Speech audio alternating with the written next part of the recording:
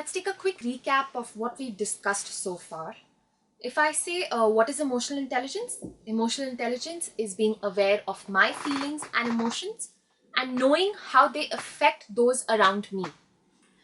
Uh, Someone who has a high score on emotional intelligence or is emotionally competent will also score very high on empathy. Means that I identify with others on many different levels.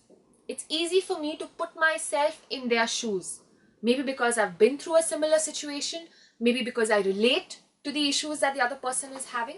That is empathy.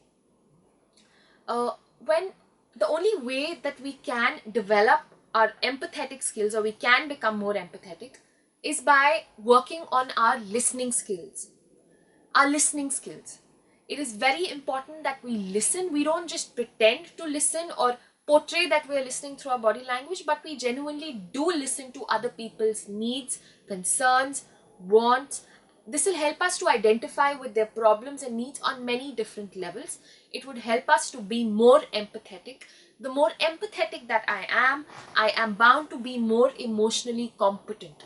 I'm bound to understand and manage and regulate not just my emotions but also their emotions in a more appropriate action. Now here, when I'm talking about how can you tell where do you stand on a continuum of being less emotionally competent or slightly more emotionally competent, try and reflect, try and answer these questions to yourself. Number one, how do you react when something does not go your way or something is delayed? How do you respond in stressful situations? Observe how you react with other people. Your interpersonal or the social dimension is the most important when it comes to emotional intelligence.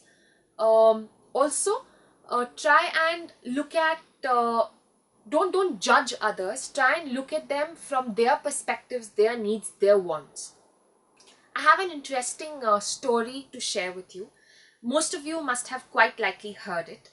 It is called The Window.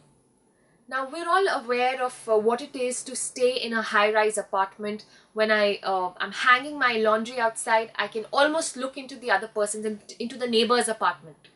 So there's this one such couple that moves into the neighborhood after their marriage, and the lady is the obsessive cleanliness freak housewife, and she's just when she's doing her early morning chores and she's sipping coffee sitting next to her window, she happens to look outside her window and she's very disgusted with the neighbor's laundry.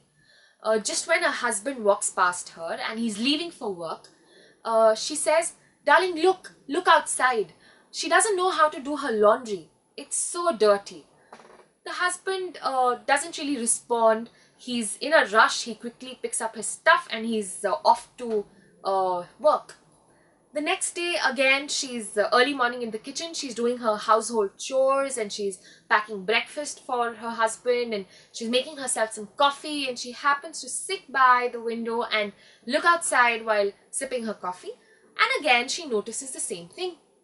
Again, disgusted, this time she calls out to her husband and she says, "Darling, look, I think someone has to teach her how to do her laundry. Her laundry is so dirty." So she feels very bad for the neighbor. She's empathizing with her. She knows she is a housewife. She probably feels that she's never done her laundry before. There's someone who's got to teach her. So she promises to herself. She says that tomorrow I will go up to her house and I will tell her how, I'll teach her how to do her laundry. She needs to change her laundry powder or she needs to change something, but this is not the right way to do it. So the third day again, this time she woke up late and she's in a rush and she doesn't even notice outside the window. After everything, she finally gets a chance to pack her husband's breakfast and get the newspaper, do her early morning chores, and she finally sat down and looked outside the window. She was surprised to see how crisp and white the neighbor's laundry was. So to her amazement, she quickly, out of excitement, she calls out to her husband and she says, "Darling, look, someone finally taught her how to do her laundry. I'm so happy." The husband quietly has a smirk on his face. He quietly picks up his stuff and he says, "Yeah, darling, actually I woke up early this morning and I cleaned our windows." That is a good example. When I say this was used metaphorically. Basically, we tend to see everyone around us, we tend to scrutinize everyone around us through our window, our personal window. Uh, let's face it, we tend to judge people by the way they talk, their attire, their confidence levels, and whatever judgments that we make about the other person, it tends to hamper or interfere with my interaction with that person. Let it not. Let these judgments not be permanent. Go outside, look beyond that judgment, make sure that your window is clean, make sure that you use empathetic skills to your advantage, work on your listening skills. Only then will you be able to call yourself emotionally competent, and you will move towards being more emotionally intelligent. It also helps you in diversity management. At workplace, when you know that there are people from different cultures and ethnicity coming under one roof, working towards a common goal, having a common mission, we tend to work. I tend to take my culture to the company. I tend to take my values to the company. Try and get out of it. Try and, I'm not saying don't, I'm not saying forget your culture or embrace somebody else's culture entirely, but yes, be conscious about it, be a little sensitive to other people's needs and wants while interacting with them. See for yourself, when you go to an information desk or when you go to a customer service counter, when you are heard, when you are listened to, don't you feel more assured? Don't you feel more satisfied?